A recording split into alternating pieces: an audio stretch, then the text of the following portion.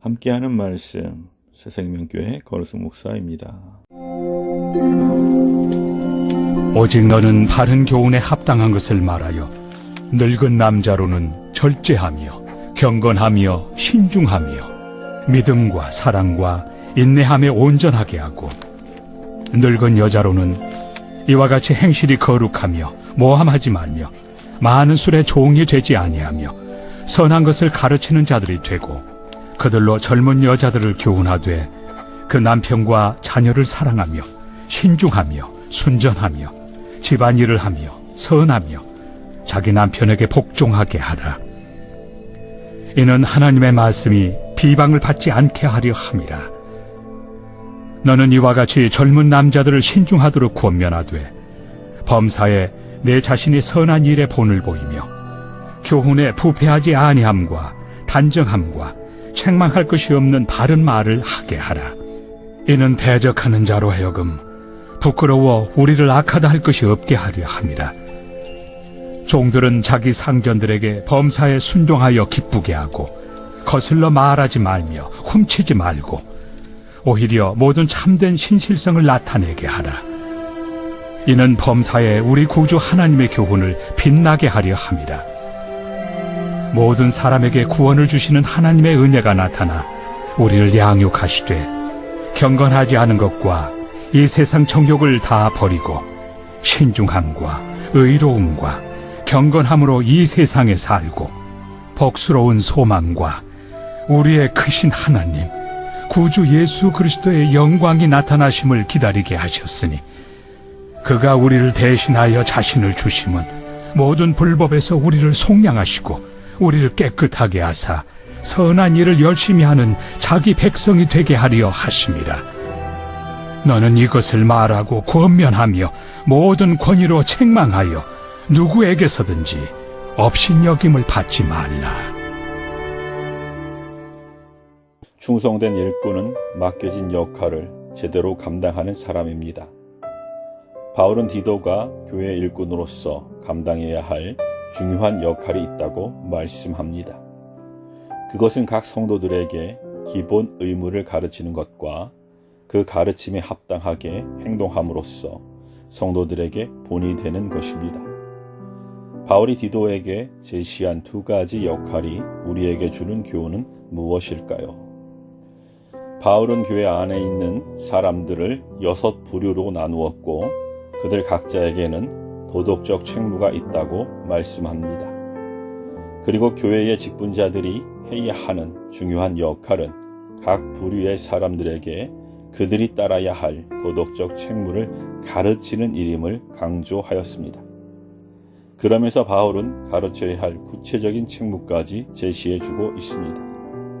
먼저 늙은 남자들에게는 절제와 경건과 인내를, 젊은 남자들에게는 신중함을, 나이 많은 여자 성도들에게는 다른 사람을 헐뜯지 않고 경건한 몸가짐을 갖추는 것을, 젊은 여자 성도들은 잘 훈련받아 집안을 돌보며 남편과 자녀를 사랑할 것을 가르치라고 제시합니다.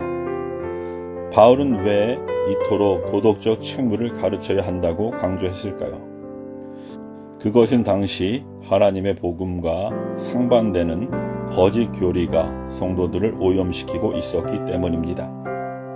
거짓 교사들은 몇 가지 가르침을 내세워 성도의 삶에 나타내야 할 거룩하고 성결한 삶의 변화를 하찮게 여겼고 방해했습니다. 하지만 참된 복음의 정신은 하나님을 거역하는 세상 속에서 성도들이 그들의 가정과 직장과 그리고 사회를 하나님의 뜻대로 세워가도록 요구합니다. 그렇기 때문에 성도들은 복음의 정신으로 무장하여 영적 열매를 맺는 삶을 살도록 배워야 합니다. 우리가 날마다 말씀 앞에 서고 말씀으로 자신을 돌아보는 일을 부지런히 훈련한다면 하나님은 다른 사람을 진리로 가르치는 일에 우리를 기쁘게 사용하실 것입니다. 100번 듣는 것보다 한 번 보는 것이 낫다는 속담이 있습니다. 사람들은 여러 번 듣는 것보다 누군가의 행동을 보면서 더 잘 배웁니다. 그래서 사도 바울도 디도에게 크고 작은 일에서 다른 사람들에게 본을 보이라고 권면했습니다. 교회의 일꾼들은 성도들을 가르치는 자리에서 삶의 본을 보여야 합니다. 어떤 본을 보여야 할까요? 바울은 디도에게 책 잡히지 않는 건전한 언어 생활과 모든 선한 행동에서 본이 되어야 한다고 강조했습니다. 교회에서 종종 일어나는 분란과 다툼은 합당하지 못한 말로 인해 발생합니다. 타락하고 부패한 우리는 하나님께 구원의 은혜를 받고도 실수와 죄를 범하며 살아갑니다. 그 중에서도 가장 쉽게 저지르는 죄가 바로 언어를 잘못 사용하는 죄입니다. 말은 다른 사람들을 진리 가운데로 인도하며 그들의 마음을 위로하고 치유할 수 있는 강력한 도구입니다. 그러기에 우리가 어떤 생활에서 다른 사람들에게 본을 보이고 덕을 끼친다면 교회의 일꾼으로서 중요한 자질을 구비했다고 할 수 있습니다.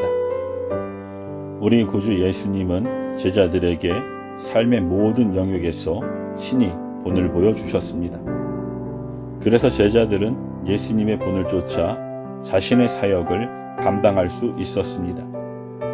우리가 현재 교회의 봉사와 사역의 자리에 있다면 우리는 그 자리에서 만나는 지체들이 우리를 본받아 선한 일꾼이 되도록 그들에게 말씀을 가르치면서 덕이 되는 언행으로 본이 되는 삶을 살아야 합니다. 교회 일꾼들이 감당해야 할 중요한 역할은 성도들을 잘 가르쳐 그들이 하나님께 합당하게 살아가도록 돕는 것입니다. 그런데 말로만 가르쳐서는 안 됩니다. 주님이 친히 본을 보이신 것처럼 덕이 되는 언어를 사용하고 선행을 실천하는 일에 일꾼들이 먼저 본을 보여야 합니다. 그러한 본을 통해 다른 지체들이 일꾼으로 세워져 갈 것입니다. 아멘.